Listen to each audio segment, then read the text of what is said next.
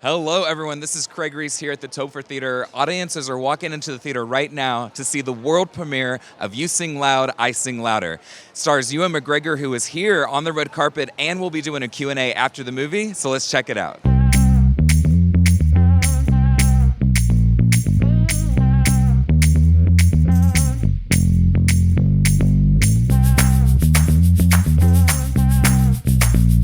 There's nothing quite like Austin. You know, the town itself has got such an amazing energy to it. I've always loved this festival, and being in this industry, you hear about it all the time and how electric it is. We couldn't be in a better place to premiere this movie tonight than South by. Some other directors that had their debuts here too, and that I really love and I've always regarded as I was building my portfolio, so it's really fun to be here with all these incredible filmmakers. I'm very happy. I've actually known Emma for a while before we ever made this movie. I've always loved her work and her visions and how she just takes things to another level, so it was incredible working with her. It's a rare opportunity to get a chance to work with your children and with Clara, and to play a father and daughter in this movie, and to, you know, see Clara blossom as an actress but also as a producer and as a sort of creative powerhouse, you know. I was really proud to see that. There's definitely influences of Clara and Ewan's relationships that are reflected in the film, but we also felt it was very important to make sure that it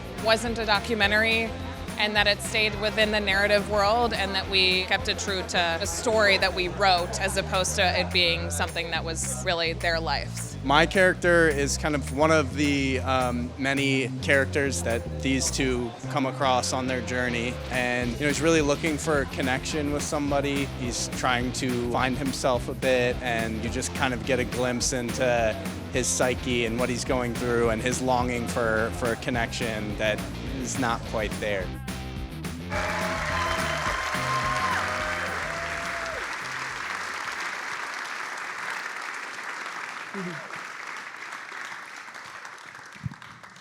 So I have a million questions. I'm sure they have much more interesting questions than I do, but I'm really just curious to know how this project came together. Like, how did you all get involved? Like, how did it develop? Give us the rundown. You know, it was a little idea that Vera and I spoke to our wonderful writer Ruby Castor about, who is here. And from there, you know, we brought on our amazing producer Greg Loretano, Killer Films. Thank you guys. And then, you know, this guy signed on. He said he'd do it. And we got our brilliant Emma, who Vera and I have both known for a little while. So it kind of just all came from there. Ewan, was there much coercion involved in this project? Sorry? Was there much coercion involved in getting you to sign off on this?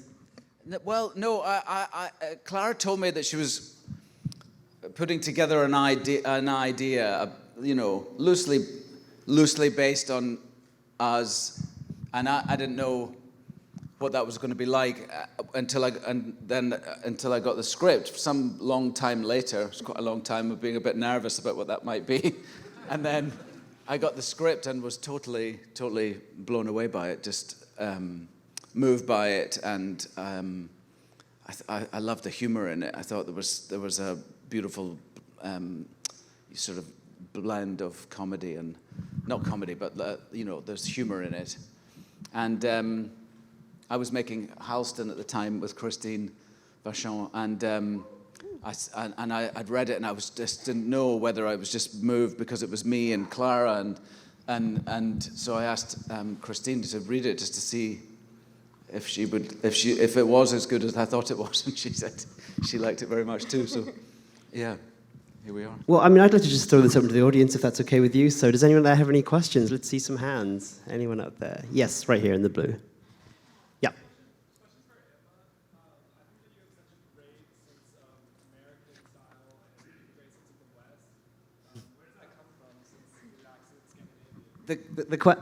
There's a lot going on with that question. The question was, where do you, as a Scandinavian, get such a clear sense of the American West? Well, yeah, I mean, I was actually born in America, so I'm a legal citizen.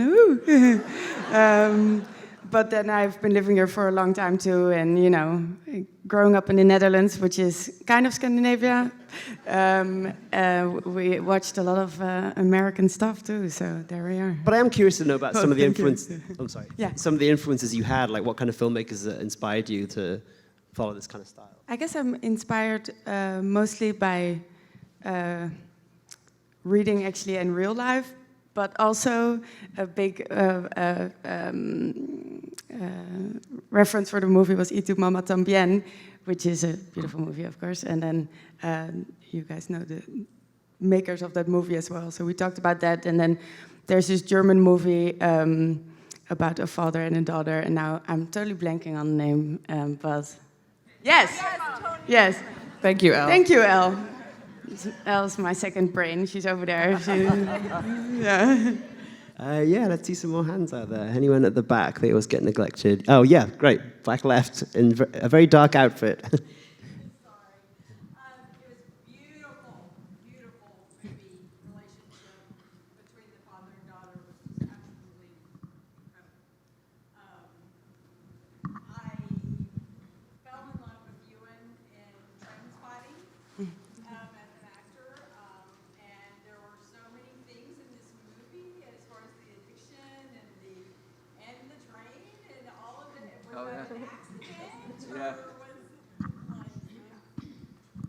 I would say it's accidental. Yeah, it was but- accident. It's funny. I've seen it a lot. I've seen it, but it was only tonight was the first time when you were crushing up pills and snorting off the. I think, oh God, we both really played drug addicts, haven't we? Chip off the old block, eh? But it was accidental, I think. I mean, as far as I know. Yeah. Definitely accidental, I think, but there you go. Yeah. Had you acted together before? Like, was this your first acting experience together? Yeah, I produced and acted in a movie called The Birthday Cake, which you were also in, but we never shared the screen. We never acted together, so this was the first time. Yeah, let's see. Highly recommend it if you ever get a chance to act with your children. It's really quite something very special. Isn't it why actors have children? It's the only reason. Crashing on. Free line learners, Yeah. line running. Yeah, you had your hand up right here. Yeah, you.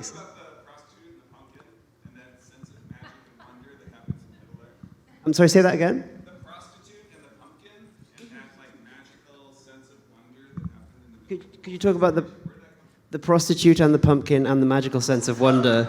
Could you please talk about that?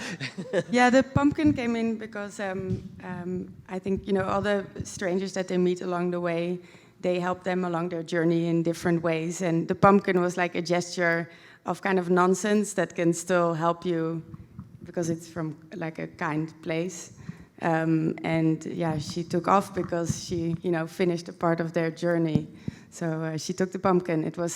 The job was done. Does that answer your question? That's it. Yes, right here. In the orange scarf, I think. Yeah. My sense in the film was watching Clara's character realizing that her father was fallible and kind of the heartache that comes when you grow up and realize your parents aren't perfect. During the making of this film, working with your father, as a mental health professional, my first thought was, how did this affect you personally and the dynamic of your relationship, having to explore themes that may or may not have a personal connection to your actual life? So I'll No, I'll probably I greatly heard you. specify it, but I guess Good the question question. was like, how did the process of making this film affect your dynamic? Is that a fair? Yeah. I'd say, you know, it's important to remember that it is a work of fiction that stemmed from a lot of people, Ruby, Castor, Emma, Vera, and I, like it's all kind of our experiences. And I have to say that, you know, we're in a very good place. We were in a very good place when we were shooting, and I think it was just really, it was very fun actually, kind of getting into that. And we would yell cut, and Emma was there with a big smile on her face, you know, happy with the take, and we were able to kind of, yeah, dive into those moments, and I think also dive out of them pretty seamlessly, and it was enjoyable at the end of the day. I mean, one of the things I really loved about it is that... But I think the experience is also a healing experience for us. I think that's absolutely true to say. It was an enormous amount of time we got to spend together in a way that we maybe never ever have. You know, when you're making a movie, we're in that truck all the time. We're shooting, we're resetting. We just had an enormous amount of time in each other's company, which is very rare. And so it was beautiful for us. I second that. I mean, I'm curious because one of the things I really loved about this film is, as you know, as serious as it is, there's a real palpable sense of like the joy of life, and you know, you've talked about the fun of making it and the humor. What were some of the challenges of making the film? What did you find most difficult about this process? It was very cold. That pool scene, the pool wasn't heated and it was freezing outside. So that was funny. But yeah, the cold, right? And making it so quick, like the constraints of low budget filmmaking, you've done it very long to do it. But that's also the beauty of it. That's also what gives the film its energy. And but it was a lot in a short time, wasn't it? Yeah. Not to mention the COVID restrictions. Yeah. Oh yeah, I remember those. Yes, do we have any more questions? Let's go over here. Yes, right here in the front. So I'm just curious because, like, I know your fascination with, like, motorcycles and vehicles, Ewan, and I'm curious, did you select the vehicle that y'all drove in most of the time? Because I love the fascination with that gentleman that was fixing the vehicle. Yeah. His fascination with the vehicle. So the question was about the vehicles that were selected in the film, but I sense there's a story here. I mean, one of the first... That was sort of my research, was just sending you pictures of cars and trucks, and yeah, we discussed it though together. Yeah. But that is true. That beautiful scene is something about cars. Well, in my experience anyway, bikes and cars, and when you meet somebody else that has the same interest, it's like an immediate connection, like it is with me and Willie there. Yeah. Who sadly passed away since we made this film. So yeah, it was really sad. Yeah. But we were very lucky to work with him when we did. Very, Yeah. I think I see a hand peeking. I can't. Yes, standing up.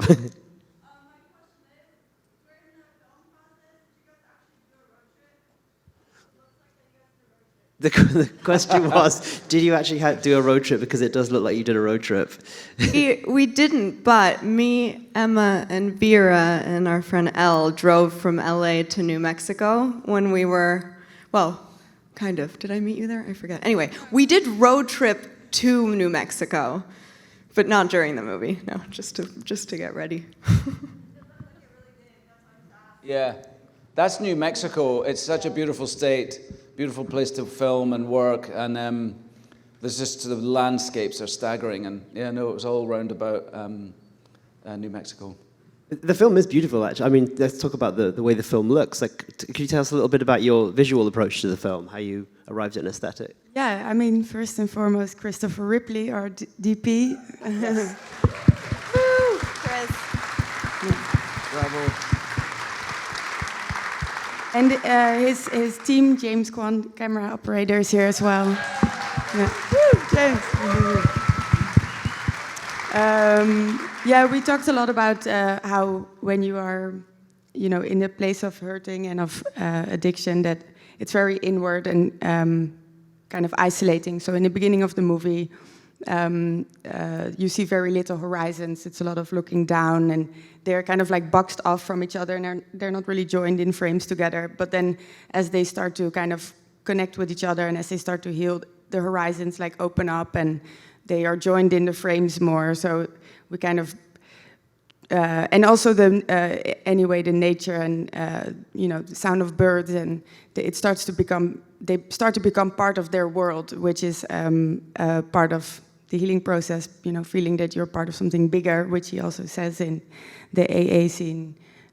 So yeah, that was so I think we have what we talked about. Yeah. Yeah, I was going to say. And then the colors. I mean, we wanted it to be a very celebratory story, and yeah, positive about the love between the father and the daughter. So we did look for colors, and yeah. I think we have time for just one more question. So who wants to have the final one? Any hands out there? right here at the front.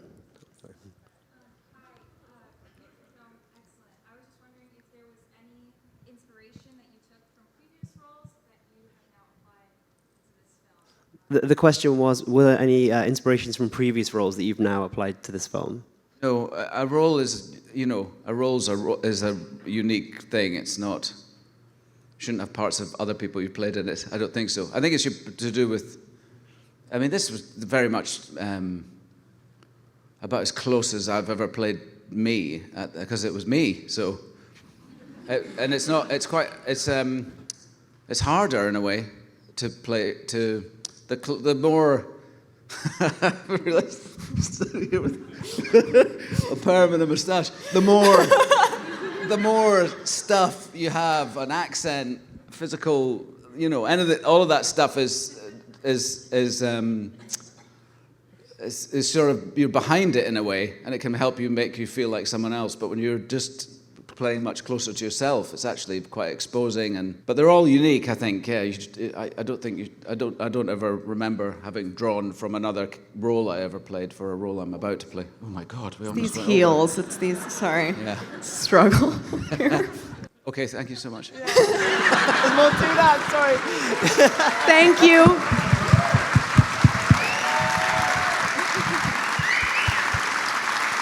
I want to thank our wonderful producer, Sabine, who made the film happen, Killer Films, Mason, Christine, thank you so much. The whole crew and the cast, Elle, you know, Jake is here. Yeah, Jake is here. Jake, you need to stand up because... Stand up. Yes, come on.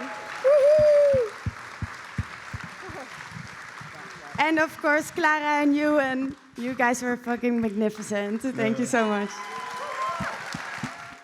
This has been our coverage of the world premiere of You Sing Loud, I Sing Louder. I was able to interview on the red carpet. We got great Q&A footage. I hope you liked it all, and we'll see you next time.